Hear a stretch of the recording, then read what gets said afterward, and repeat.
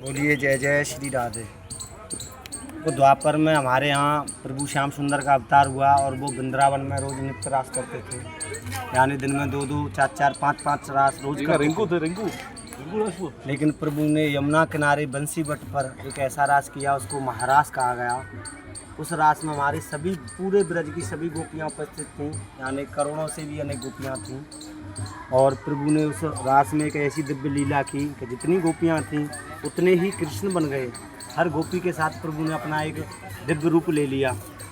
तो हर गोपी को ये अभिमान होने लगा कि ये प्रभु तो सिर्फ मेरे हैं, ये दूसरी गोपी के नहीं है, क्योंकि प्रभु अपनी वाली गोपी को नज़र आ रहे थे, दूसरी गोपी को नज़र नहीं आ रहे थे।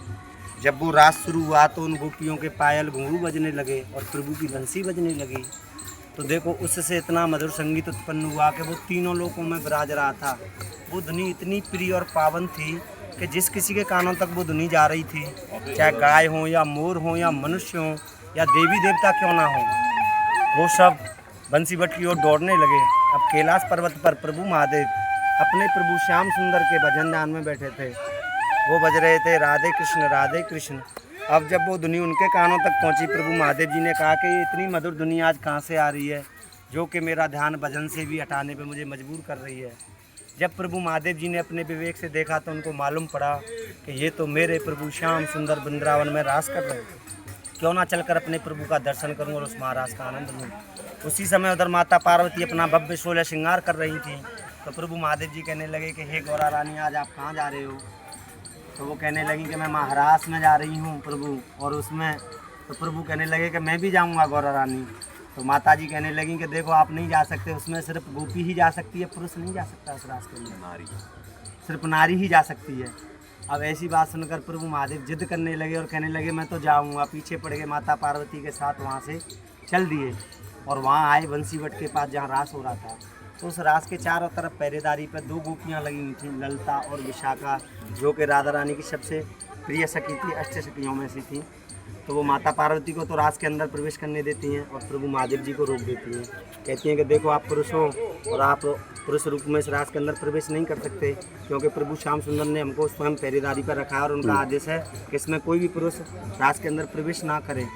अब ऐसी बात सुनकर प्रभु महादेव बड़े उदास और मन में बड़े व्याकुल हुए और कहने लगे, उनसे निवेदन करने लगे कि अरे गोपियों, आप कोई ना कोई ऐसा उपाय बताओ जिससे हम अपने प्रभु का दर्शन कर सकें। मैं तो बड़ी दूर से आया हूँ, कैलाश से आया हूँ, अपने नेत्र साफ करना चाहता हूँ अपने प्रभु का दर्शन करके।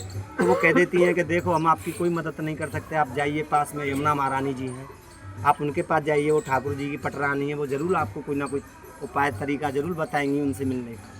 जब प्रभु महादेव जी यमुना महारानी जी के पास पहुँचे तो उन्होंने, यमुना महारानी जी ने प्रभु महादेव जी को, यहाँ ये जो आप सामने सरोवर देख रहे हो, ये राधा रानी के हृदय और मन से प्रकट है और ये यहाँ पहले से ही था। और जब प्रभु महादेव जी यहाँ आकर इसमें स्नान किया और जैसे ही उन्होंने 3 डुबक यहाँ लगाई तो उनका मन भाव इंद्रियाँ सभी जो है पूरा गोपी भाव हो गया।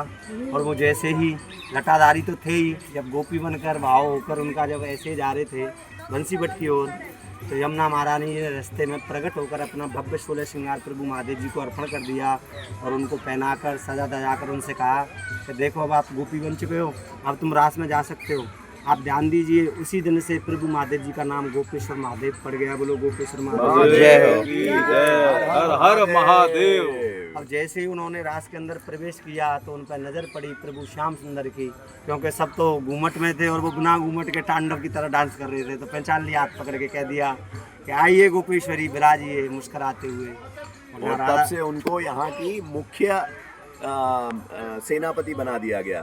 इस रास लीला देखने के लिए वृंदावन धाम में राधा रानी और कन्हैया के दर्शन करने के लिए गोपेश्वर महादेव की अनुमति आवश्यक है, क्योंकि उनसे शक्तिशाली दुनिया में और कोई है ही नहीं। बहुत सुंदर। जब देखो यहाँ जो सिंहासन था इस पर राधा रानी और ठाकुर जी हमारे विराजते थे, तो वहाँ गोपी बने हुए महादेव जी को बड़े प्रसन्नता से विराज लिया प्रभु जी ने।